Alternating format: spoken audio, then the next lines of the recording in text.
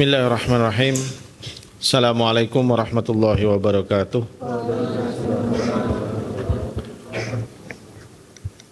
Innal hamdalillah nahmaduhu wa nasta'inuhu wa nastaghfiruh wa na'udzu billahi min shururi anfusina wa min sayyiati a'malina may yahdihillahu fala mudilla lahu wa may yudlilhu fala hadiya lahu. Asyhadu an la ilaha illallah wahdahu la syarika lahu wa asyhadu anna Muhammadan abduhu wa rasuluh. بلغ الرسالة وأدى الأمانة ونصح الأمة وجاهد في سبيل الله حق جهاده حتى أتاه اليقين اللهم صل على محمد وعلى آل محمد كما صليت على إبراهيم وعلى آل إبراهيم وبارك على محمد وعلى آل محمد كما باركت على إبراهيم وعلى آل إبراهيم في العالمين إنك حميد مجيد رب اشرح لي صدري ويسر لي أمري واحلل عقدة من لساني يفقهوا قولي Rabbana atina fid dunya hasanah wa fil akhirati hasanah wa qina adzabannar. Allahumma 'allimna bima yanfa'una wanfa'na bima 'allamtana warhamna innaka anta arhamur rahimin. Allahumma arinal haqqa haqqan warzuqna ittiba'ah wa arinal batila batila warzuqna ijtinabah. Allahumma inna nas'aluka hubbaka wa hubba nabiyyika wa hubba kitabika wa hubba 'amalin yuqarribuna ila hubbik. Allahumma ij'al hubbaka ahabbu ilayna minal ma'il baridi 'inda adh-dhama'. Amin ya rabbal alamin. Amma ba'd. Alhamdulillah anak-anak sekalian, pertama marilah kita panjatkan syukur kehadirat Allah Subhanahu wa taala di mana sore hari ini Allah Subhanahu wa taala telah memberikan kesempatan kembali pada kita untuk kembali bermajlis dalam rangka untuk meneruskan pembacaan kita dari hadis-hadis yang diriwayatkan oleh Imam Tirmidzi dalam kitab Syama'il Muhammadiyah, di mana ini adalah kitab yang membahas atau dikumpulkan di dalamnya hadis-hadis Imam Tirmidzi. Beliau tulis khusus atau hadis-hadis khusus tentang akhlaknya Rasulullah Sallallahu Alaihi Wasallam. Sehingga dengan hadis-hadis ini kita akan bisa mengenali Rasulullah Sallallahu Alaihi Wasallam lebih dalam lagi, ya lebih kenal lagi dengan Rasulullah Sallallahu Alaihi Wasallam. Dan seperti yang Ustadz sudah sampaikan pada majlis-majlis sebelumnya, bahwa mengenal Rasulullah Shallallahu Alaihi Wasallam itu akan berperan penting sekali ke dalam keimanan seseorang terkait keimanannya kepada Rasulullah Shallallahu Alaihi Wasallam. Artinya semakin kenal dengan Rasulullah Shallallahu Alaihi Wasallam akan menguatkan iman sisi syahadat bagian yang kedua, yaitu asyhadu anna Muhammadan Rasulullah. Ya. Syahadat kita ada syahadatain. Syahadat la ilaha illallah dan syahadat Muhammadun Rasulullah. Syahadat la ilaha illallah akan kuat kokoh di dalam jiwa seseorang kalau dia memiliki ilmu dan pemahaman dan pengenalan yang baik kepada Allah Subhanahu wa taala. Dan mengenal Allah Subhanahu wa taala nanti dengan membaca dan mengkaji tentang asma dan sifatnya Allah Subhanahu wa taala. Sehingga seorang yang banyak mengkaji tentang asma dan sifatnya Allah Subhanahu wa taala, maka dia akan semakin kenal dengan Allah Subhanahu wa taala. Maka apabila sudah semakin kenal sama Allah Subhanahu wa taala, imannya kepada la ilaha illallah juga akan semakin kokoh dan semakin tebal di dalam dirinya. Begitu juga syahadat Muhammadur Rasulullah. Syahadat Muhammadur Rasulullah akan semakin tebal, semakin kuat, semakin kokoh di dalam diri seseorang apabila dia mengenal lebih jauh, mengenal lebih dalam tentang Nabi kita Muhammad sallallahu alaihi wasallam. Semakin kenal dengan Rasulullah, maka akan semakin kuat keimanan kepada Rasulullah Sallallahu Alaihi Wasallam. Oleh karena itu, kenapa para sahabat Nabi imannya lebih kuat?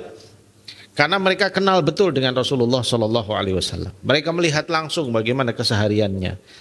Mereka bergaul langsung dengan Nabi kita Muhammad Sallallahu Alaihi Wasallam. Mereka melihat mukjizat-mukjizat. Mereka melihat bagaimana akhlaknya Rasulullah, mereka melihat bagaimana muamalah-muamalahnya dan seterusnya, sehingga kedekatan mereka dan kekuatan keimanan mereka menjadi kokoh kepada Nabi kita Muhammad sallallahu alaihi wasallam.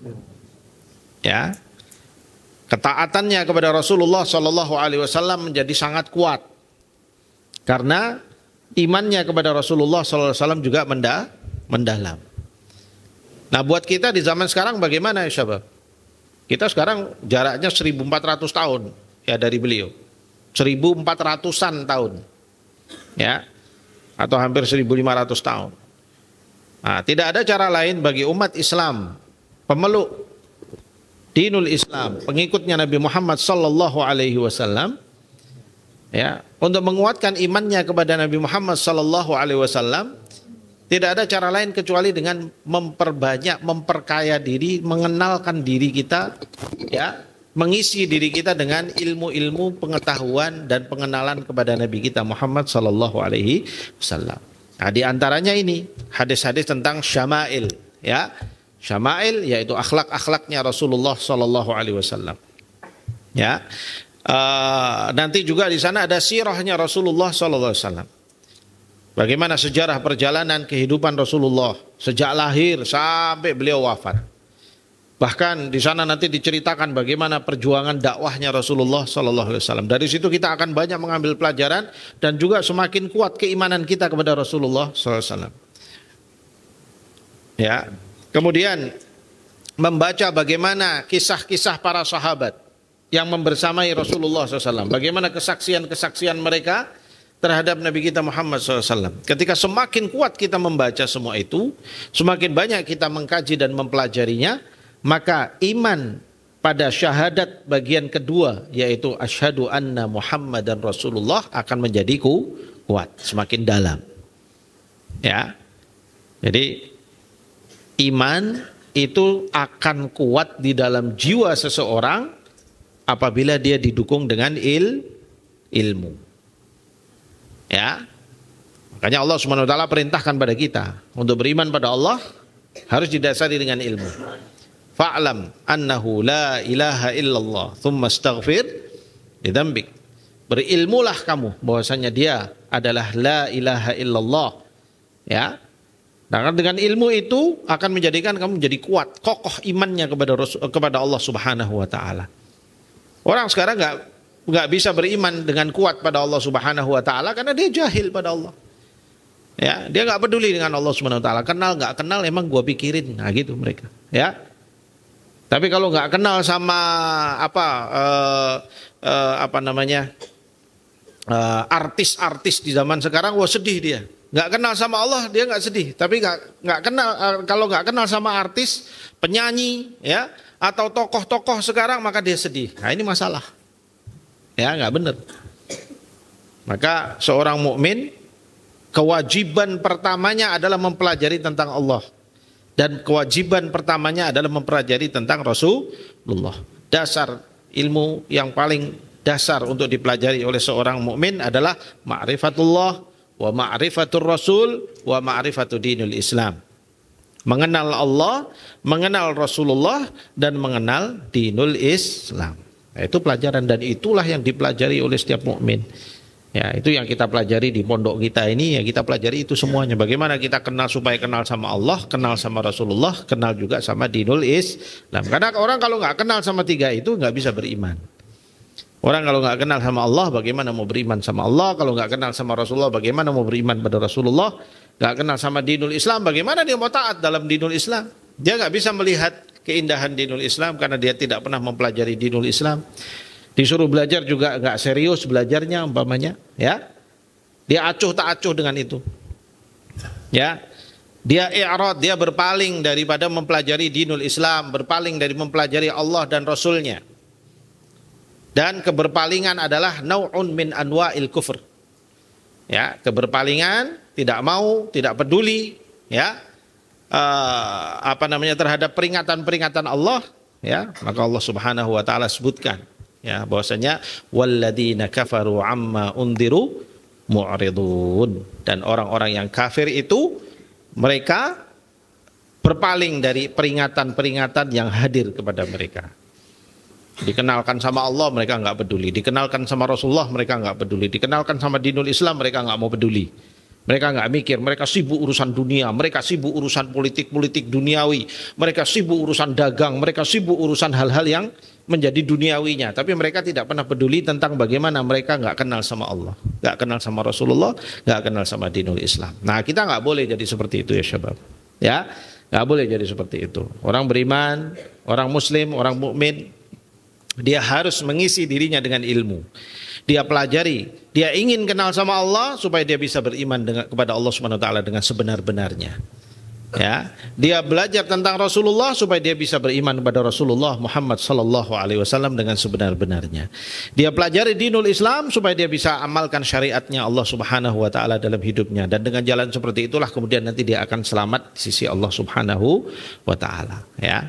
Jadi ini apa yang sedang kita pelajari ini adalah termasuk bagian penting di dalam dinul Islam kita, di dalam iman kita. Ini menjadi salah satu sarana penguat ya daripada keimanan kita kepada Muhammad sallallahu alaihi wasallam. Paham tum ya syabab? Paham tum? Paham semua?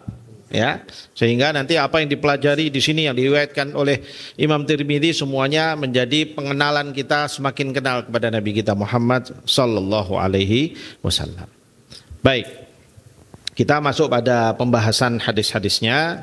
Kita alhamdulillah sudah sampai pada bab ma jaa fi khuluqi Rasulillah sallallahu alaihi wasallam, bab yang membahas tentang akhlaknya Rasulullah sallallahu alaihi wasallam, ya. Jadi bagaimana akhlaknya Rasulullah? Ya betul, memang kitab ini isinya membahas tentang akhlaknya Rasulullah. Kenapa di sini Imam Tirmidzi kemudian membuat satu bab khusus tentang akhlaknya Rasulullah? Kita lihat nanti hadis-hadis ini ya membahas tentang akhlak dan perilaku Rasulullah secara spesifik. Ya, secara spesifik ataupun sifatnya global, tapi menggambarkan kepada kita lebih detail lagi dan lebih dalam lagi tentang bagaimana melengkapi pemahaman kita tentang akhlaknya Rasulullah sallallahu alaihi wasallam. Nah, nanti ya syabab, kalau sudah kita baca semua ini, ilmu kita itu diapakan? Ya, diamalkan. Ya, setelah difahami, diamalkan. Jadi akhlaknya seorang muslim harus mencontoh akhlaknya Rasulullah sallallahu alaihi wasallam. Jangan yang dicontoh malah orang-orang kafir.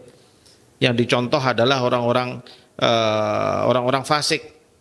Ya, jangan. Ya, orang mukmin itu yang dicontoh adalah Rasulullah sallallahu alaihi wasallam. Ya.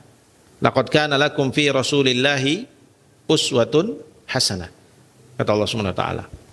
Liman kana yarjullaha wal yawmal akhir. Ya, sungguh telah ada bagi kalian pada diri Rasulullah itu uswatun hasanah. Uswah itu panutan. Panutan yang baik. Artinya Rasulullah itu apapun yang beliau lakukan semuanya ditiru. Diusahakan untuk ditiru oleh pengikutnya, oleh umatnya, oleh kita semua. Yang semua itu kemudian Allah katakan liman kana yarjullaha wal yaumal akhir. Bagi orang-orang yang berharap pada Allah. Berharap apa pada Allah? Kita berharap apa dari Allah ya syabab? Berharap ridhonya.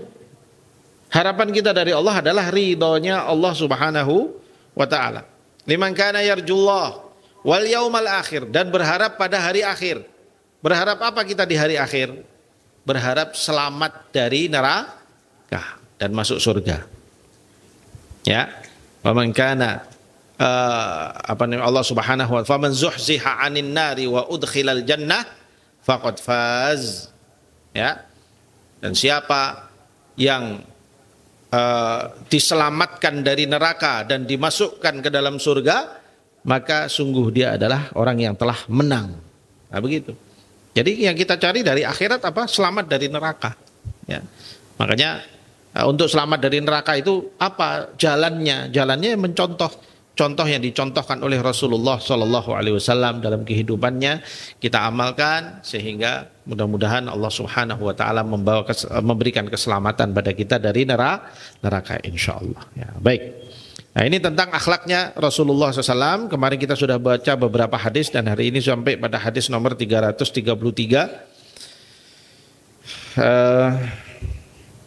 Naam, iqra al-hadis. Bismillah.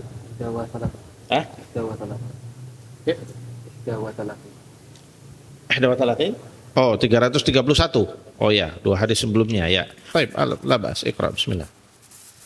Bismillahirrahmanirrahim.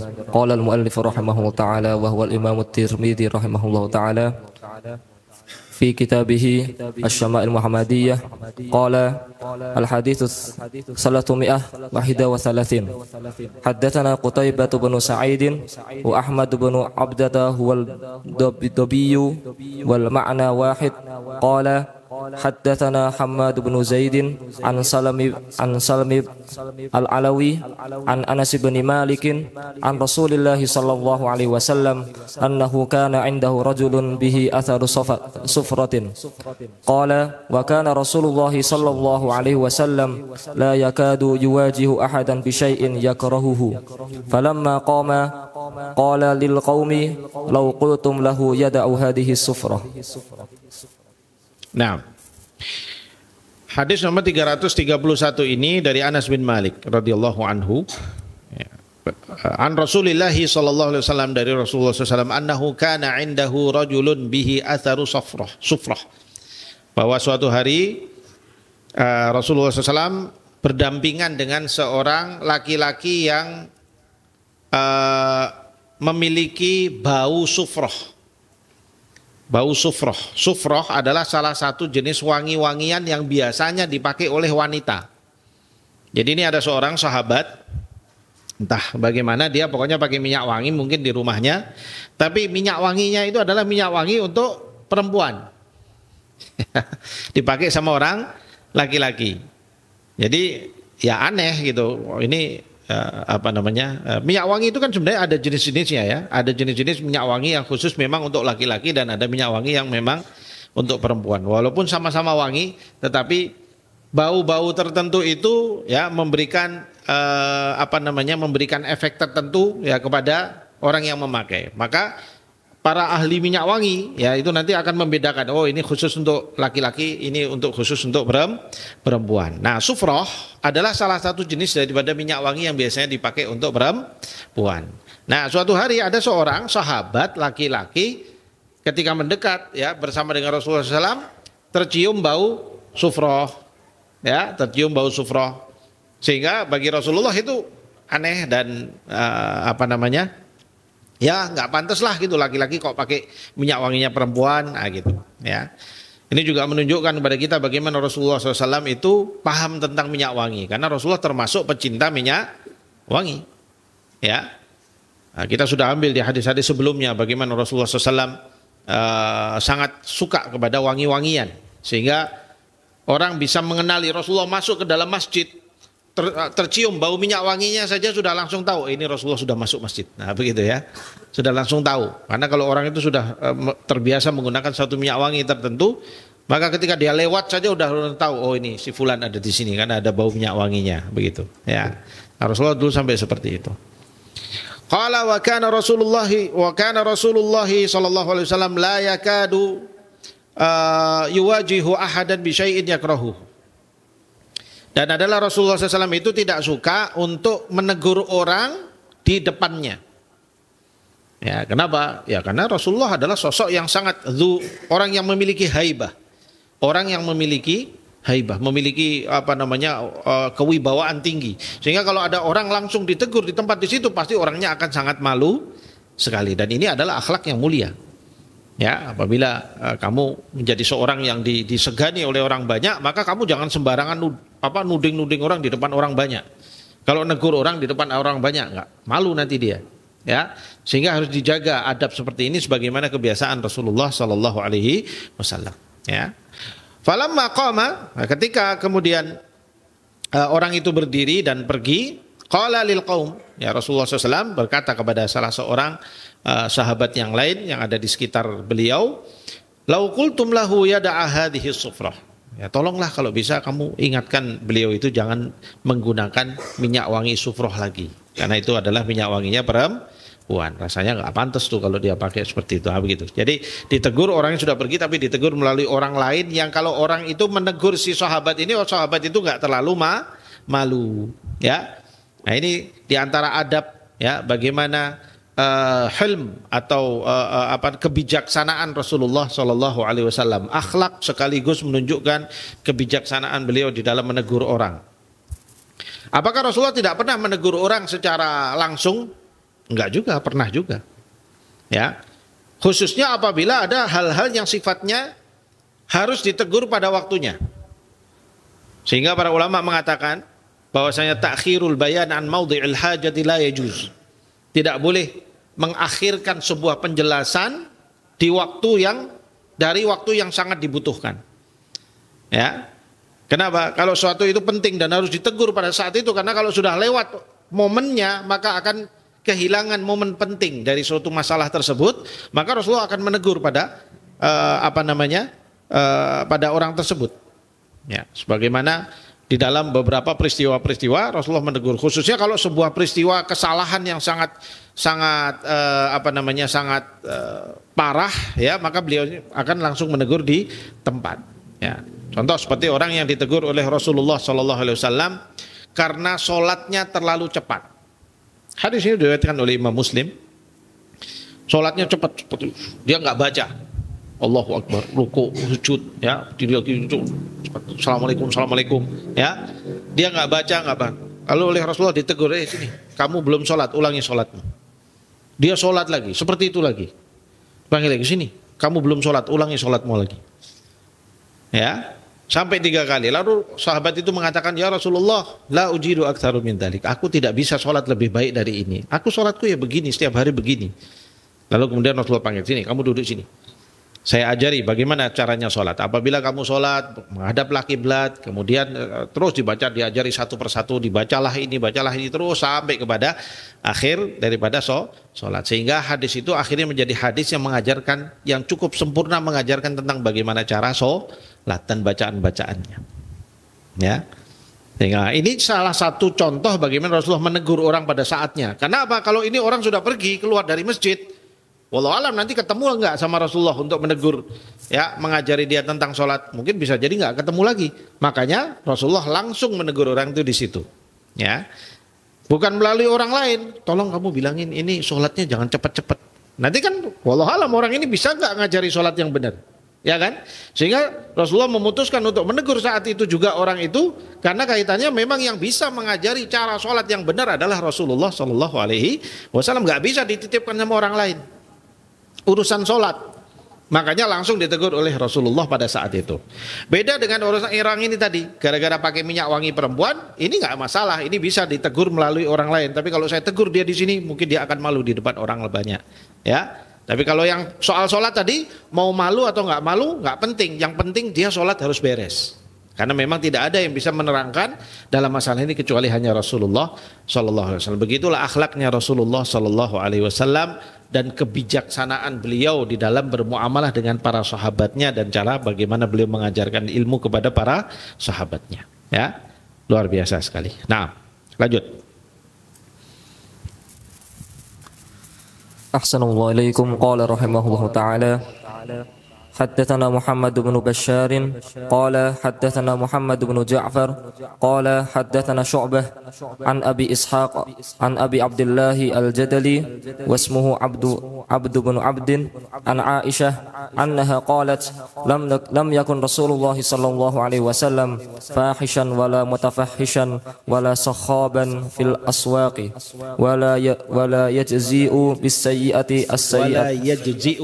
ولا يجزئ بالسيئة السيئة ولكن يعفو ويصفح. Nah, baik, hadis yang berikutnya adalah dari Aisyah Ummul Mukminin radhiyallahu anha. Annaha qalat, bahwasanya dia berkata, lam yakun Rasulullah sallallahu alaihi wasallam fahishan wala mutafahishan. Rasulullah SAW itu bukan orang yang fahish. Fahish itu artinya keji, sikapnya keji. Ya, sikap keji itu adalah sebuah perilaku yang pokoknya orang jadi nggak suka. Apa-apanya itu nggak ngenak ke, ya, itu namanya sifat yang keji. Pegang apa-apa rusak, ya. Ngomong sama orang tersinggung, orang yang dengerin. Kenapa? Karena kata-katanya nggak diperhatikan. Pegang apa-apa bisa rusak, gara-gara apa? Karena dia nggak jaga. Ya, dia nggak hati-hati kalau mau gang barang, nggak hati-hati. Nah, ini orang-orang yang keji atau perilakunya tuh nggak enak. Apa-apa nanti orang lain itu jadi takut sama dia gara-gara apa? Dia terlalu jahat sama orang banyak. Nah, ini namanya orang yang punya sifat keji. Namanya fahish. Ya, fahish. Nah, Rasulullah SAW bukan orang yang fahish. Kata Aisyah radhiyallahu anha, lam yakun Rasulullah SAW fahishan wala mutafahishan. Mutafahish artinya orang yang perilakunya keji. Wala sakhaban fil aswaq. Sakhab adalah orang yang bising, suka teriak-teriak. Nah ini nih, ya. Wala sakhaban fil aswaq. Dan juga bukan orang yang suka teriak-teriak di pasar-pasar. Ya, orang di pasar biasanya teriak-teriak, nawarkan barang atau ngomong sama orang di depannya tapi jauh, ya. Sehingga dia teriak-teriak. Intinya apa? Teriak-teriak ini juga bukan akhlaknya Rasulullah Shallallahu Alaihi Wasallam. Ya, kecuali pada tempat yang memang diperlukan. Contoh apa? Di medan perang. Kalau beliau sedang mimpin pasukan perang, ya, ketika memberikan perintah maju, gitu ya harus teriak, suaranya harus keras, semua harus mendengar. Ya, kalau maunya suruh maju, suaranya pelan, nanti siapa yang mendengar? Ayo maju, semua maju, ayo maju, begitu. Gimana perang seperti itu? Ya, nggak mungkin. Makanya kalau harus teriak pada maude yang diperlukan nggak apa-apa. Tapi kalau ketika dalam kondisi biasa, Rasulullah SAW itu tidak terlihat padanya akhlak sakhab, yaitu suka teriak, ya, ketawanya terlalu keras, ya, sampai kampung dengar semuanya, ya. Atau nanti kalau ngomong dengan temannya suaranya keras. Ya, ini namanya sakhab. Dan perbuatan seperti ini ya syabab, ini dikategorikan seperti yang Allah Subhanahu wa taala sebutkan dalam Al-Qur'an, ya, bahwa suara yang keras yang tidak diperlukan ketika kamu bicara dengan teman kamu di depannya nih, tapi kamu teriak-teriak ngomongnya, ya. Teman kamu bisa dengar tapi kamu suaranya tinggi sekali, sukanya teriak-teriak kayak orang nggak punya ilmu. Itu dikategorikan oleh para mufassirin, dimasukkan dalam firman Allah Subhanahu wa taala, inna ankaral aswati la sautul hamir. Ya, sesungguhnya suara yang mungkar adalah seperti suara himar, suara keledai. Allah katakan begitu. Allah mengomentari tentang suara apa? Menurut sebagian mufassirin mengatakan di antaranya adalah orang yang suka kalau berbicara suaranya keras. Kalau tertawa keras, terbahak-bahak, itu angkarul aswat. Atau dia mengeluarkan suara-suara yang jelek, yang apabila didengar oleh orang, ya, orang menjadi nggak suka, ya, suara apa umpamanya menjijikkan, ya, meniru maaf suara orang sedang mengeluarkan kotoran umpamanya, meniru suara kentut, ya. Kalau suara kentut keluar dari tempatnya, ya itu memang aslinya begitu. Tapi kalau keluar dari tempat yang tidak pantas, dari mulutnya seseorang, ya, di tempat-tempat yang memang tidak diperlukan, maka itu sesuatu yang termasuk inna ankarul aswati la sautul hamir. Sungguh buruk, seperti mana buruknya suara himar. Kalian tahu suaranya himar? Pernah dengar nggak suara himar? Suara keledai? Belum pernah dengar ya? Ya, suaranya jelek sekali. Allah berikan permisalan suara itu seburuk seperti mana suara keledai. Hanya sebatas permisalan, bukan Allah Subhanahu wa taala mau menghina makhluknya, bukan. Tetapi suara keledai itu oleh Allah dibuat suaranya tidak bagus, ya. Enggak enak, orang yang mendengarkan itu enggak senang, ya. Nah, Allah permisalkan suara yang seperti itu seperti suara-suara keledai. Tapi poinnya di situ Allah Subhanahu wa taala mau katakan inna ankarul aswat. Sesungguhnya suara yang mungkar berarti suara yang tidak baik, ya. Di mata Allah adalah suara yang tidak baik.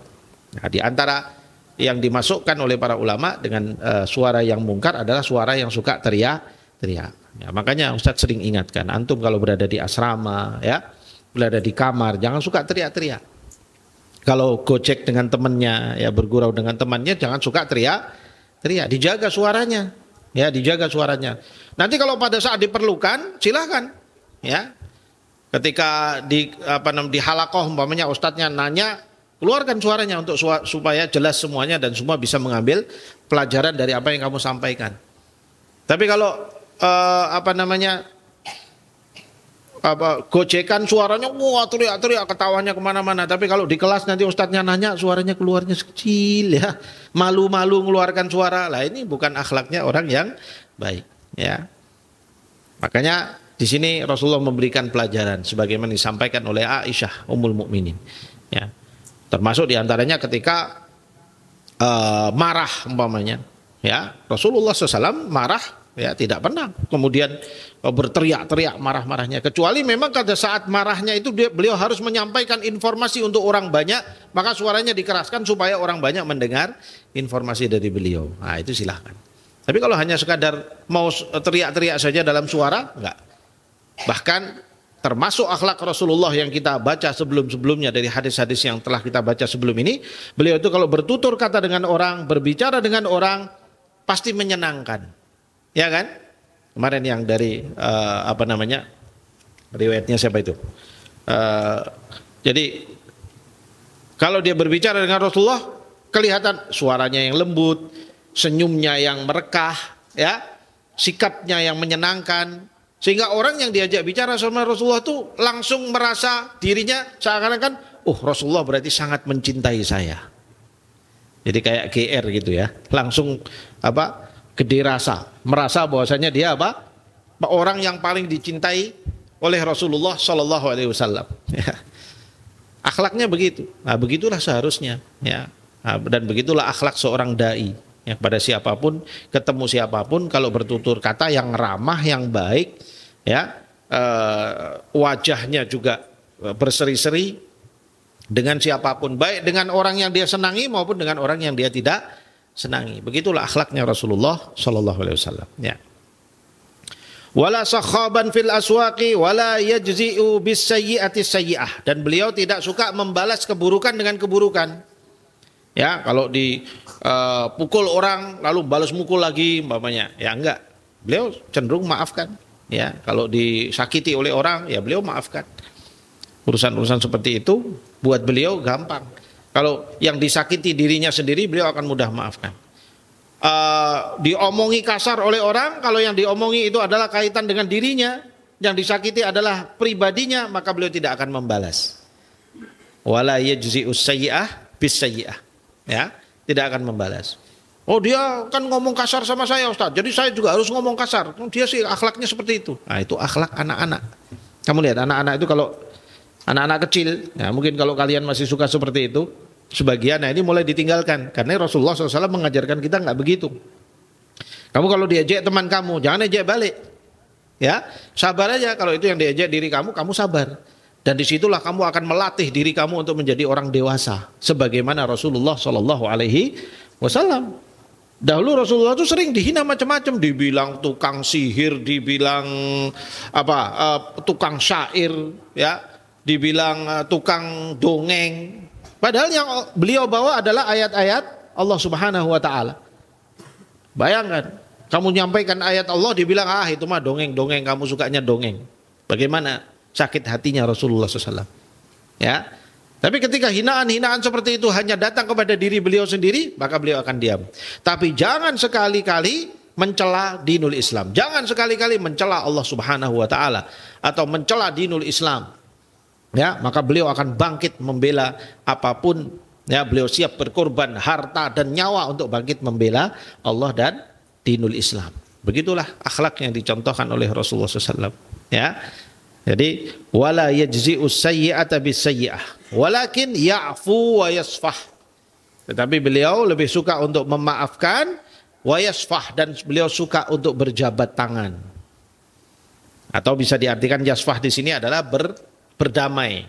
Suka berdamai dengan semua orang, pokoknya damai, dengan siapapun berdamai. Ya, makanya tuduhan orang-orang orientalis, musuh-musuh Islam, yang menuduh Rasulullah Shallallahu Alaihi Wasallam itu sebagai orang yang keras, suka perang, suka bunuhin orang, suka semua tertolak dengan riwayat-riwayat ini.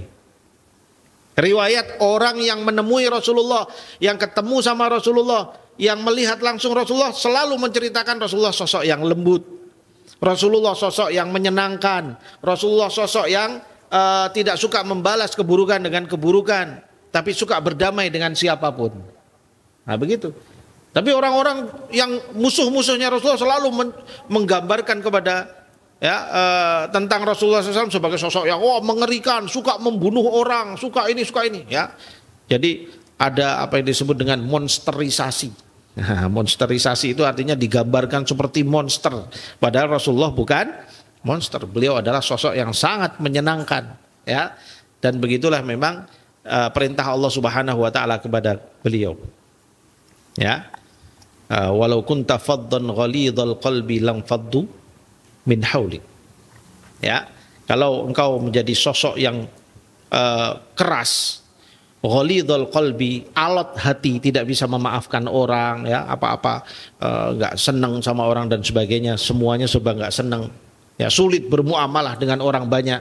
Lan faddu min haulik, maka sahabat-sahabatmu itu akan pergi. Ya. Maka maafkanlah, wasfah, berdamailah dengan siapapun. Nah, begitulah seperti yang diceritakan oleh Ummul Mukminin Aisyah radhiyallahu anha. Naam, istamir. Ahsanallahu alaikum. قال رحمه الله حدثنا هارون بن إسحاق الحمداني حدثنا عبده عن هشام بن عروة عن أبيه عن عائشة قالت ما ضرب رسول الله صلى الله عليه وسلم بيده شيئا قط إلا أن يجاهد في سبيل الله ولا ضرب خادما أو امرأة. Masya Allah. Hadis yang berikutnya dari Aisyah radhiyallahu anha juga, ya, kembali dari beliau. Beliau mengatakan qalat ma daraba Rasulullah sallallahu alaihi wasallam biyadihi syai'an qattun. Rasulullah SAW itu belum pernah memukul orang dengan tangannya. Ya. Illa ayyujahida fi sabilillah, kecuali dalam rangka berjihad fi sabilillah. Kalau di medan jihad, di medan perang, iya. Medan perang itu isinya adalah bunuh-bunuhan. Kalau tidak membunuh maka dia akan terbunuh, itulah medan perang. Ya. Jadi kalau mau di medan perang mau damai-damai nanti nggak jadi perang. Kalau medan perang jihad ya sudah. Ada orang kafir yang melawan, umat Islam memutuskan ayo kita berjihad melawan mereka, ya sudah kita bunuh mereka atau mereka bunuh kita. Dan begitulah Rasulullah dahulu di medan jihad. Sehingga Rasulullah itu digambarkan oleh para sahabat-sahabatnya kalau di medan jihad itu seperti singa. Ya, berani. Yang lain sudah kabur lari, itu dalam peristiwa Hunain itu Rasulullah SAW di depan sendiri. Yang lain kabur sudah, ya. Tetapi Rasulullah di depan sendiri menghadapi musuh. Sehingga sahabatnya yang lain melihat, wah Rasulullah kok di sana? Balik lagi mereka bantu Rasulullah SAW. Jadi berani, begitu sikapnya, akhlaknya. Ya, begitu yang Rasulullah contohkan. Tapi di luar peperangan, ini tangan ini nggak melakukan perbuatan-perbuatan jahil, mukul orang, nyakiti orang, nggak pernah. Ya, nggak ada kemudian ngeplaki kepalanya orang gitu ya, nggak ada. Rasulullah SAW melakukan seperti itu, ya. Jadi tangan ini dijaga, kakinya dijaga, anggota badannya, lisannya dijaga, semuanya terjaga dengan baik. Begitulah akhlaknya Rasulullah SAW. Ya, ma daraba Rasulullah SAW biyadihi syai'an qattun, beliau tidak pernah memukul siapapun, apapun, ya, illa ayyujahida fisabilillah, kecuali dalam rangka berjihad fisabilillah. Wala daraba khadiman aw imra'atan. Dan Rasulullah SAW tidak pernah, ya, memukul khadim, pelayannya. Khadimnya Rasulullah siapa? Di antaranya Anas bin Malik. Ya, ini adalah khadimnya Rasulullah SAW. Nggak pernah dipukul. Nggak ada riwayat menceritakan saya pernah dipukul Rasulullah, nggak ada. Ya. Aw imra'ah, Rasul juga tidak pernah memukul wanita. Ya. Istrinya, apalagi mungkin lagi jengkel sama istrinya kemudian dipukul, nggak pernah. Ya, walaupun seorang suami kalau sedang mau mendidik istrinya boleh dipukul di bagian-bagian tertentu, tapi tidak boleh dipukul di wajahnya, begitu. Tapi Rasulullah tidak pernah melakukan itu kepada istri-istrinya. Ya, saking lembutnya akhlaknya Rasulullah Sallallahu Alaihi Wasallam. Nah, ini contoh yang baik. Ya, jadi kalau sesama orang mukminin, ya, mereka akan menjadi orang-orang yang lembut.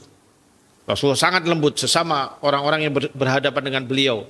Kalau dalam kondisi damai maka beliau akan sangat lembut. Tapi ketika di medan jihad maka beliau menjadi sosok yang pemberani, ya, seperti singa yang tidak takut pada siapapun. Nah, Ahsanallahu alaikum. Qala rahimahullah haddatsana Ahmad bin Abdah ad-Dabi haddatsana Fudail bin Iyad an Mansurin an Az-Zuhri an Urwah an Aisyah qalat ma ra'aitu Rasulullah sallallahu alaihi wasallam muntasiran min madlamatin dulimaha qattu ma lam yuntahak min maharimillahi ta'ala syai'un fa idan tuhika min maharimillahi syai'un kana min ashaddihim fi dhalika ghadaban wa ma khuyyira baina amrayni illa ikhtara aysarahuma ma lam yakun ma'thaman. Nah, Kembali hadis dari Aisyah radhiyallahu anha, qalat ma ra'aitu Rasulullah sallallahu alaihi wasallam muntasiran min madlamatin dulimaha qattun ma lam yuntahaku min maharimillahi ta'ala syai'un. Aku tidak pernah melihat Rasulullah sallallahu alaihi wasallam ya membalas dari suatu kedzaliman yang beliau dizalimi dengannya. Maksudnya mungkin kalau beliau dipukul, ya diperlakukan buruk oleh orang-orang kafir, khususnya apabila ketika beliau masih di Mekah. Itu adalah di mana masa beratnya dakwahnya Rasulullah sallallahu alaihi wasallam, belum punya pengaruh, dan perlawanan Quraisy begitu dahsyat ya kepada Rasulullah SAW. Banyak yang memukul Rasulullah SAW, memperlakukan, menghinakan Rasulullah SAW di awal-awal dakwah itu. Ya, pernah Rasulullah SAW sedang sholat di depan Ka'bah, beliau sedang sujud, begitu tiba-tiba datang Abu Jahal bawa kotoran onta satu keranjang langsung dituangkan di atas kepalanya Rasulullah SAW. Ya, bagaimana coba kalau itu terjadi pada kita? Ini kotoran onta itu kan dia bulat-bulat gitu ya. Kalian tahu nggak kotoran onta? Belum pernah lihat ya. Nah, nanti kalau ngelihat ke kandang onta kalian tahu sendiri ya. Seperti kotoran kambing, kalau kotoran kambing kecil-kecil segini-segini, tapi kalau kotoran onta segini-segini besar-besarnya ya. Kira-kira bulat-bulat segini. Sehingga bawa satu keranjang dituangkan begitu, kemudian jatuh ke kepalanya Rasulullah dan beliau sedang tetap sujud begitu sampai kemudian putrinya Rasulullah ya, Fatimah ya radhiyallahu anha ya, beliau datang dan membersihkan terus kepalanya Rasulullah dari kotoran unta, barulah kemudian beliau duduk dari sujudnya dan menyelesaikan sholatnya. Coba perasaan bagaimana?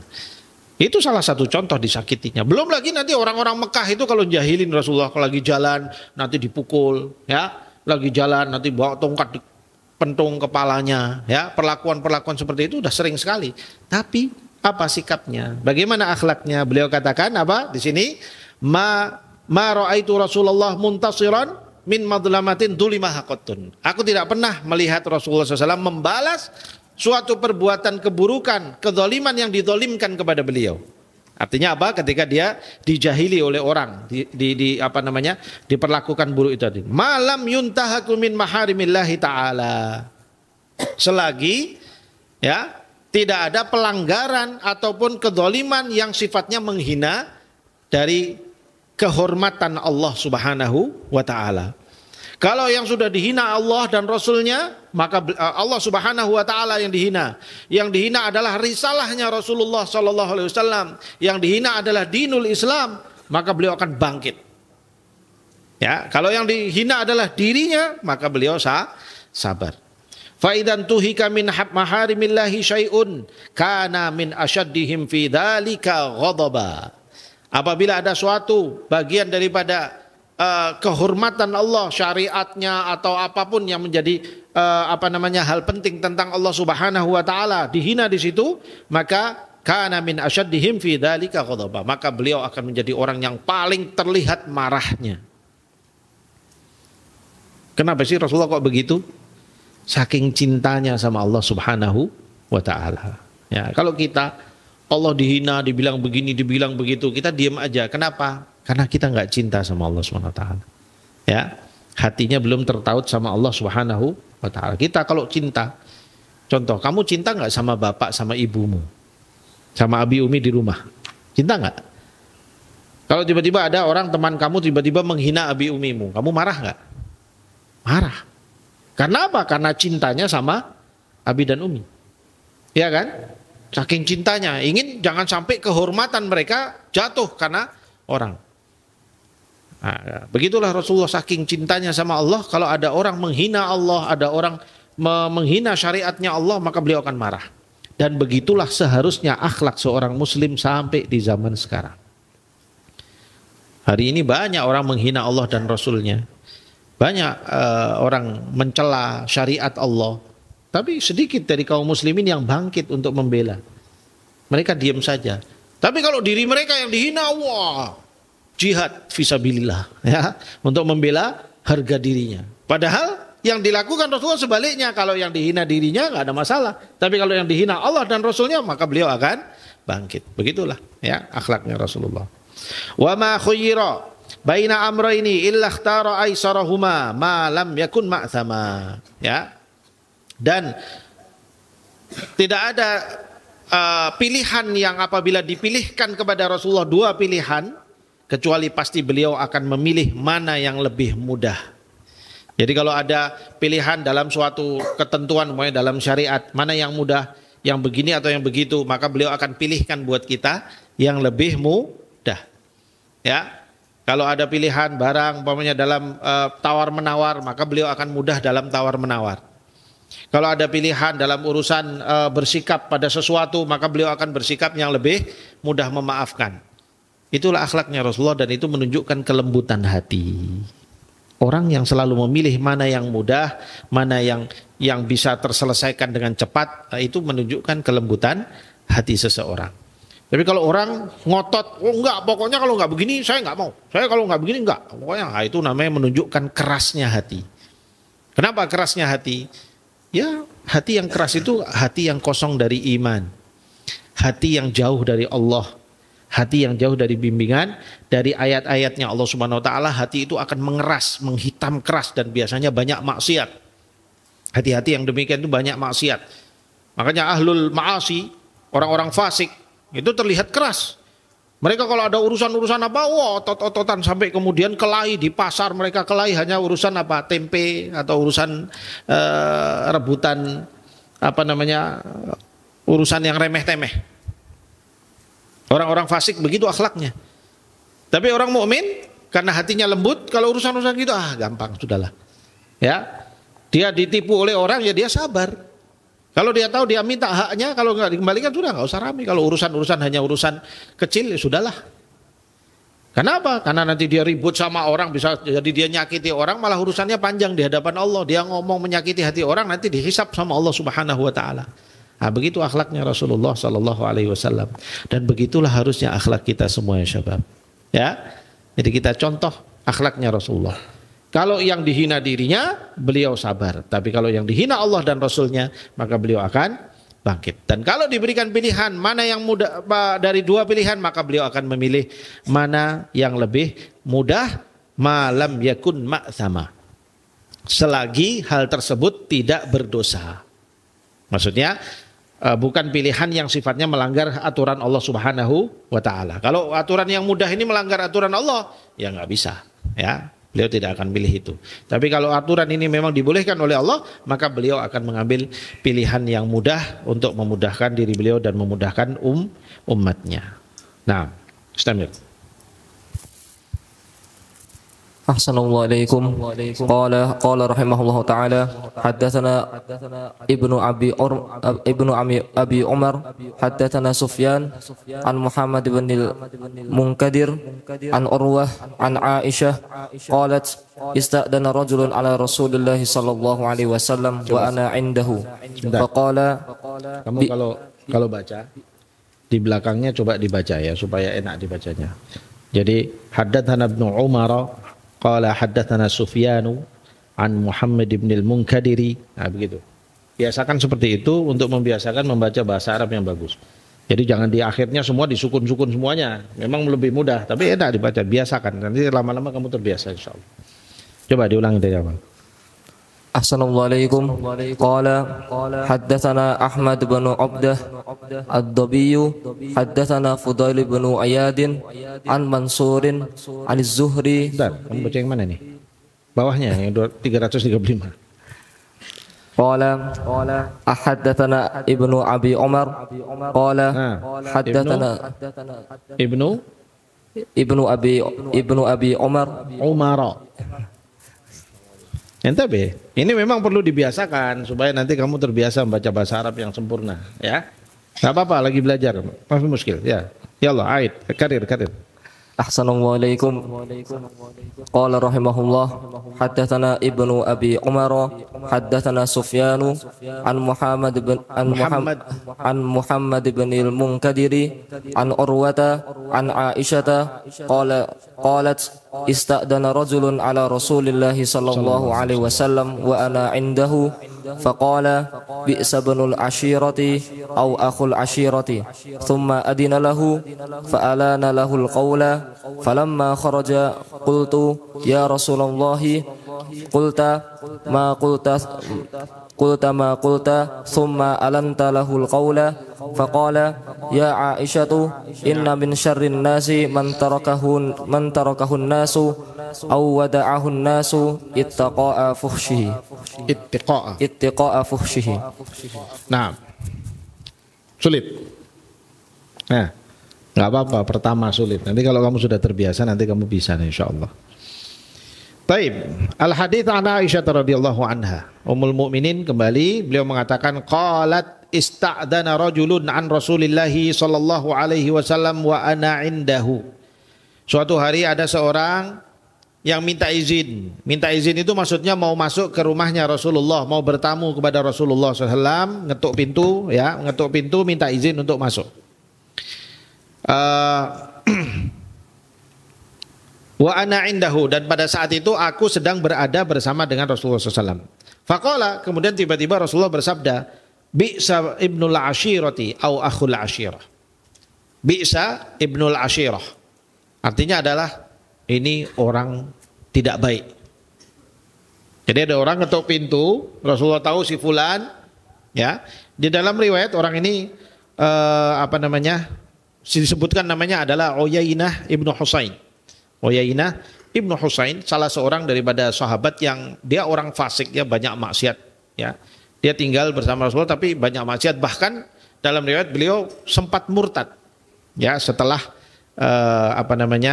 wafatnya Rasulullah SAW, beliau murtad. Lalu kemudian, tapi setelah itu alhamdulillah didakwahi kembali dan katanya beliau masuk kembali ke dalam dinul Islam. Uyainah ibnu Husain. Nah, ketika mau masuk ke rumahnya Rasulullah SAW, Rasulullah melihat, lalu Rasulullah katakan, ini orang nggak baik. Bi'sa ibnul ashir, atau bi'sa akhul ashir. Ya. Lalu kemudian, summa adina lahu, Rasulullah SAW kemudian memberikan izin bagi dia untuk masuk ke rumahnya. Fa'alana lahul qaul. Tapi kemudian Rasulullah bersikap lembut kepada orang itu. Ditemui tapi dengan ramah. Ya. Lalu falamma kharaja, kemudian setelah dia pergi, dia keluar dari rumah, qultu, aku berkata kepada Rasulullah, ya Rasulullah, qulta ma qulta tsumma alanta lahul qaul. Ya. Ya Rasulullah, tadi engkau berbicara begitu, engkau mengomentari orang ini sebagai orang tidak baik ketika dia belum masuk, tapi ketika kemudian dia masuk, Anda temui dia dengan fa'alanta lahul hadits. Engkau berbicara dengan dia dengan ramah. Bukankah engkau sudah mengatakan ini orang tidak baik, tapi kenapa engkau masih beramah, melakukan sikap yang ramah dengan dia? Faqala ya Aisyah. Kemudian Rasulullah bersabda, wahai Aisyah, inna min syarrin nas man tarakahun nasu aw wada'ahun nasu ittiqa'a fuhsyih. Ya, sesungguhnya wahai Aisyah, sesungguhnya orang terburuk adalah orang yang ditinggalkan oleh orang karena takut pada keburukannya. Orang yang ditinggalkan oleh orang karena tidak suka atau takut terhadap keburukannya. Atau di dalam riwayat yang lain, riwayat Bukhari malahan, ya. Di sana disebutkan, Rasulullah menyebutkan, ya Aisyah, mata ahidtini fahishan. Wahai Aisyah, kapan engkau menemukan aku adalah sosok yang fahish? Fahish itu keji, tadi sudah kita katakan. Ya.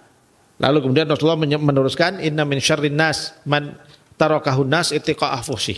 Sesungguhnya orang yang terburuk adalah, seburuk-buruk orang adalah orang yang menjauh dari orang tersebut hanya gara-gara takut dengan akhlak buruknya atau keburukannya. Nah, di sini hadis ini, jadi ada ceritanya, ada orang mau masuk ke rumah Rasulullah. Ketika dari dalam Rasulullah melihat, wah si fulan ini orang nggak baik, ya. Lalu kemudian Rasulullah tetap izinkan masuk, ya silahkan masuk. Gimana, ada apa? Nah, ditemui sama Rasulullah, ya, berbicara dengan dia, senyum, ya, dengan ramah. Lalu kemudian orang itu pergi. Kemudian Rasulullah masuk ke dalam rumah kembali, ketemu dengan Aisyah kembali. Aisyah mengatakan, ya Rasulullah, tadi orang itu Anda bilang begini-begini, Anda kelihatan tidak suka dengan orang itu. Tapi ketika dia masuk, Anda temui dan Anda bersikap ramah sama orang ini. Jadi kok ada, menurut Aisyah, ini kok ada double standar. Tahu double standar, dari sikap yang berbeda. Ketika orang itu masih jauh, Anda bersikap gak suka, tapi ketika sudah di depannya, Anda malah bersikap lemah lembut. Nah, lalu Rasulullah menjawab, "Ya wahai Aisyah, kalau riwayat Bukhari ditambahkan di sana, mata ahidini fahishan. Kapan kau temukan aku itu orang yang kasar? Ya, orang yang kasar, buruk akhlaknya. Aku bukan orang yang buruk akhlaknya.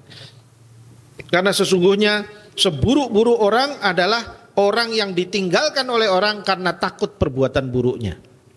Seburuk-buruk orang adalah orang yang ditinggalkan, dijauhi oleh orang gara-gara takut terhadap keburukannya."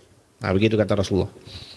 Nah, di sini ada beberapa pelajaran kita ambil dari hadis ini. Yang pertama, ketika Rasulullah mengatakan bi'sa akhul ashirah. Sungguh itu adalah orang yang tidak baik. Rasulullah ini kalau disebut perbuatan ini, ya Rasulullah seakan-akan menghibahi orang itu. Ya enggak? Orangnya enggak dengar kan? Itu kan namanya ghibah, ya kan? Orangnya enggak dengar, Rasulullah menceritakan keburukan orang ini kepada siapa? Aisyah. Berarti Rasulullah menghibahi. Dari sini ulama mengatakan boleh menghibahi orang fasik yang zahiran mutadzahirun bifisqihi. Boleh menghibah, menceritakan tentang keburukan seseorang yang sudah tidak menutupi keburukannya. Kalau dia adalah orang fasik, ahlul maksiat, yang memang ahlul maksiat, kamu boleh menceritakan keburukan orang itu kepada orang lain supaya orang lain hati-hati terhadap keburukannya. Itu boleh. Dalilnya ini. Ya, karena Rasulullah telah melakukan itu. Ketika sebelum masuk, Rasulullah ingatkan Aisyah, wah ini orang tidak baik nih. Nah, begitu. Artinya di situ ada sebuah cerita yang disampaikan kepada Aisyah supaya waspada dari orang ini. Ya, nah, ini menunjukkan dalil bahwasanya boleh. Ya, dan begitulah yang dilakukan oleh banyak ulama untuk mengingatkan umat dari bahaya umpamanya ulama-ulama su yang kelihatan dan menunjukkan keburukannya. Ya, menunjukkan akhlak buruknya, menunjukkan kefasikannya, maka saat itu ya para ulama membicarakan tentang si fulan ini orangnya ini tidak baik ini walaupun orangnya nggak ada di situ. Jadi kayak dighibahi, diceritakan tentang orang kepada orang supaya waspada dari keburukan orang tersebut. Ya, nah, ini dibolehkan untuk hal itu. Wallahu a'lam bishawab. Lalu kemudian yang kedua, kemudian Rasulullah katakan bahwasanya mata ahidtini fahishan. Ya, kapan engkau temukan aku adalah orang yang fahish. Ya, artinya apa? Aku adalah orang yang lembut. Aku gak pernah bisa menemui orang dalam keadaan wajah yang muram, dalam keadaan wajah yang tidak menyenangkan. Itu bukan akhlak saya. Nah, begitu kira-kira Rasulullah maksudnya. Maka walaupun ini orang tidak baik, tapi ketika dia bertamu ke rumahku, maka aku tetap harus bersikap lembut. Aku tetap harus menemui dia dengan ramah. Karena ini adalah adab seorang sahibul bait terhadap tamu yang datang ke rumahnya. Kalau orang sudah diizinkan masuk, silahkan bertamu. Berarti orang itu sudah punya hak sebagai tamu. Harus dihormati, ya, harus diikram, ya. Kalau tidak, maka kamu berarti akhlaknya buruk. Kalau kamu tidak mau ditamui sama dia, berarti jangan diizinkan masuk. Assalamualaikum, assalamualaikum, assalamualaikum. Ya udah kamu diam aja, jangan diizinkan masuk. Maka kamu tidak suka dia masuk ke rumah kamu. Ya, itu dia tidak bisa menuntut dari kamu untuk diikram. Ya. Dan orang kalau tidak diizinkan masuk satu rumah nggak boleh maksa masuk. Assalamualaikum, assalamualaikum, nggak buka pintunya. Oh, ada orang nggak? Ya, nginjen gitu. Ya, lihat lubang nih lagi ngapain ini? Oh, ada orang nih, assalamualaikum, buka pintunya, gitu ya. Itu bukan akhlaknya orang Islam. Orang Islam kalau ketuk pintu, ya diketuk sekali, ya. Kemudian 2 kali belum dijawab, 3 kali belum dijawab, pergi. Itu adab dan akhlak kita dalam bertamu. Tapi kalau diizinkan masuk, silahkan masuk. Nah, kalau sudah diizinkan masuk, berarti sudah punya hak sebagai tamu, harus dihormati. Ya, ada adab juga. Kalau ditanya, assalamualaikum, waalaikumsalam, dari dalam siapa? Jangan bilang saya. Saya itu kan banyak. Ya, sebutkan nama kamu. Saya fulan, sehingga orang yang di dalam langsung tahu siapa yang berada di balik pintu itu. Nah, nanti mau diizinkan atau nggak diizinkan masuk, maka sahibul bait lah yang punya hak. Kalau dia bilang, oh maaf saya belum bisa terima tamu sekarang, ya sudah kamu pergi. Karena haknya dia untuk menolak kamu untuk masuk. Paham itu? Ini adab-adab bertamu. Ya nggak boleh maksa-maksa masuk. Weh, kamu sombong amat, kita mau bertamu aja nggak boleh, gitu. Nggak usah seperti itu. Sudah, kalau kamu nggak boleh masuk, ya sudah kamu pergi. Tapi kalau kamu sekali sudah disuruh masuk, maka kamu sebagai tamu. Kamu punya hak untuk dihormati oleh dia. Di antara bentuk penghormatan tamu adalah apa? Bersikap ramah di dalam menemui. Ketika berbicara dengan tamu, ya harus ramah, sikapnya, akhlaknya harus baik, ucapannya baik. Syukur kalau ada suguhan makanan silahkan disuguhi, ya, walaupun mungkin segelas air putih kasih sama dia, itu bentuk ikram terhadap tamu. Karena ini perintahnya Rasulullah, ya, man kana yu'minu billahi wal yaumil akhir falyukrim dhaifahu. Barang siapa yang beriman pada Allah dan hari akhir, maka hendaknya dia menghormati tamunya. Itu perintah dari Allah. Dan itu salah satu tanda wujudnya iman di dalam diri seseorang. Orang kalau tidak bisa menghormati tamu, itu menunjukkan dia tidak punya iman. Dan menghormati tamu itu nggak ada ketentuannya, harus disembelihkan kambing, harus apa, nggak ada ketentuan begitu. Sudah, kamu punyanya air putih saja, ya sudah, kamu ikram dengan itu. Tapi tunjukkan kamu betul-betul bisa mengikram tamumu. Begitulah akhlak yang diajarkan oleh Rasulullah Shallallahu Alaihi Wasallam. Nah, nanti ada akhlak yang lain, seorang yang sedang bertamu, adab-adabnya juga harus dijaga, ya. Nah, tamu kayak tadi ngetok maksa masuk itu nggak boleh. Kalau sudah masuk juga bertamu juga harus menjaga adabnya terhadap sahibul bait. Dia harus menghormati rumah itu, nggak boleh kemudian rumah itu datang dicela-cela semuanya, matanya jelalatan, ya, ngeliatin pintu tengahnya ada siapa di dalam sana, ya, kemudian kursinya diperiksa satu-satu, wah ini kursinya jelek banget ini, ya, nanti apa makanannya dicela, apa ini makanan kayak gini yang disuguhkan sama tamu, itu namanya su'ul adab, ya, itu su'ul adab di dalam dhiyafah, nggak boleh seperti itu. Sudah, apa yang dikeluarkan kamu udah, kalau kamu suka kamu makan, kamu nggak suka nggak usah dicela makanannya, begitu adabnya. Ya, ini kadang-kadang kalau kita bertamu rumah temen, ya, saking dekatnya, apa nih kamu keluarin apa nih makanan kayak ginian, saya emang nggak makan ginian, kasih yang lebih bagus dong. Itu nggak punya adab itu, ya, nggak boleh seperti itu. Paham tuh Mas Syabab? Ya, nggak boleh seperti itu. Baik, jadi di sini pelajaran kedua bahwa sosok itu walaupun tidak disukai, ketika dia sudah masuk ke rumah sebagai tamu, maka dia berhak untuk diikram. Dia berhak untuk dihormati, dan begitulah yang dilakukan oleh Rasulullah Sallallahu Alaihi Wasallam. Walaupun bertentangan dengan isi hatinya, Rasulullah nggak suka sama orang ini. Tapi ketika dia sudah masuk sebagai tamu, maka fa'alana lahul hadid. Maka Rasulullah berlemah lembut, beramah, ya, dalam menyikapi beliau, menemuinya, berbicara dengan si sahabat ini tadi dengan cara yang lembut, ya, sehingga Aisyah merasa heran, loh tadi di dalam ngomong begini, tapi setelah itu kok Anda berlemah lembut. Lalu beliau katakan bahwasanya, kapan engkau temui aku sebagai orang yang buruk? Nah, Rasulullah memberikan pesan penting yang menjadi pelajaran besar buat kita di dalam hadis ini, ya syabab. Apa kata Rasulullah? Katakan, inna min syarrin nas man tarakahun nasu aw wada'ahun nasu ittiqa'a fuhsyihi. Sesungguhnya orang yang paling jelek adalah orang yang dijauhi oleh orang karena orang gak suka sama perilakunya, takut terhadap keburukannya. Ada orang, apa ya, kita kalau temenan sama dia gak enak banget, kita jadi korban terus, ya. Ada aja kelakuan dia yang mengganggu kita, ya. Mungkin nanti dia suka mukulin kita, ya, apa gitu ya. Ada kan orang sukanya kalau ketawa terlalu ketawa, tapi ketawa sambil mukulin kita. Ada kan? Tahu nggak? Pernah ketemu orang begitu nggak? Dia ada cerita lucu, kita cerita lucu, dia ketawa tapi sambil mukuli kepala kita. Ya, ada orang yang kalau kita dekat nanti dia pinjem barang kita. Ayo coba lihat. Tapi nanti dipegang rusak. Jadi istilahnya tangan sial gitu ya. Ada tuh yang modelnya begitu. Ada, kenapa kok bisa begitu? Ya tangannya ini memang orang bilang tangan sial gitu ya. Sehingga kalau pegang apapun dia rusak. Ya. Ada orang yang omongannya nggak enak, sehingga kita mau temenan sama dia nggak bisa. Kenapa?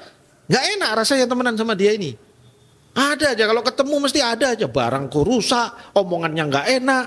Ya, kalau ketawa pakai mukul-mukul kepala gitu. Jadi orang jadi sudahlah, saya nggak mau deketan sama kamu. Nah, itu yang disebut sebagai apa?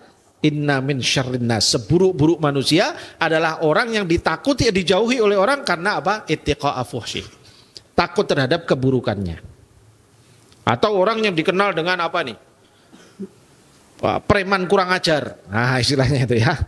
Jadi kalau orang jadi takut mau dekat sama dia gara-gara itu bahaya tuh. Dia suka bunuh orang, dia suka ngambili barangnya orang, ya, dia suka ngerampok. Sehingga orang takut dengan dia karena keburukannya. Nah, itu seburuk-buruk manusia, kata Rasulullah Sallallahu Alaihi Wasallam. Maka pelajarannya apa ya syabab? Jadilah orang yang linul janib. Linul janib itu artinya lembut kanan kirinya. Jadi orang berteman dengan kita itu senang. Ya. Senang kalau temenan sama kita. Kenapa? Enak. Ngomongnya lembut, bersikapnya baik, ya. Apalagi kalau suka ngasih. Ya, kalau temenan sama kita nanti kita dapat teman-teman kita tuh dapat hadiah kayak dapat apa kalau temenan sama. Jadi orang senang temenan sama kita. Itulah sebaik-baik manusia. Orang yang seperti itu biasanya menjadi orang yang dicintai oleh Allah Subhanahu wa taala. Ya, karena tanda dicintai oleh Allah, tanda seorang hamba yang dicintai oleh Allah, Allah Subhanahu wa taala berikan kepada dia untuk dicintai oleh semua orang di dunia. Ya. Karena memang antara tanda cintanya Allah Subhanahu wa taala kepada seorang hamba, apabila Allah sudah cinta kepada seorang hamba, Allah Subhanahu wa taala beritahukan kepada Jibril bahwasanya aku mencintai si fulan. Lalu kemudian Jibril dan Allah Subhanahu wa taala memerintahkan kepada Jibril untuk dihadirkan kecintaan orang banyak kepada orang ini. Nah, kalau Allah sudah cinta sama seseorang, sudah pasti orang ini adalah orang yang baik. Gak mungkin Allah cinta sama orang fasik, gak mungkin. Orang yang pelaku perbuatan maksiat, ya, orang yang tadi orang jahat, ya nggak mungkin Allah cinta sama orang-orang seperti itu. Kalau Allah sudah cinta pada seorang hamba, pasti karena akhlaknya baik, ibadahnya masya Allah, perilakunya baik, sebagaimana Rasulullah Sallallahu Alaihi Wasallam, maka semua orang pun juga akan cinta sama dia. Nah, supaya kita mendapatkan semua itu, jadilah orang lain semua senang untuk berdekat dengan kita.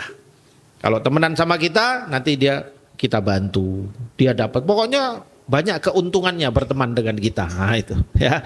Jangan jadi kalau orang temenan sama kita banyak ruginya. Lah itu nanti orang akan menjauh dari kita, ya. Paham tuh? Inilah akhlak yang juga diajarkan oleh Rasulullah Sallallahu Alaihi Wasallam, dan akhlak yang harus ada pada kita semuanya, khususnya kita ini para dai, ya, mereka-mereka yang membawa ajaran meneruskan dakwahnya Rasulullah, akhlaknya juga harus demikian. Ya, mudah-mudahan Allah Subhanahu wa taala berikan taufik pada kita untuk bisa kita laksanakan semua apa yang kita pelajari ini dan meniru Rasulullah SAW dengan sebaik-baiknya, dan menjadikan akhlak kita semuanya sebagaimana akhlaknya Rasulullah Sallallahu Alaihi Wasallam. Naktafi awalan ila huna, karena hadis yang berikutnya agak panjang. Insyaallah nanti kita lanjut pada pelajaran yang akan datang. Aqulu qouli hadza wa astaghfirullah li wa lakum wa billahi taufiq wal hidayah. Wassalamualaikum warahmatullahi wabarakatuh.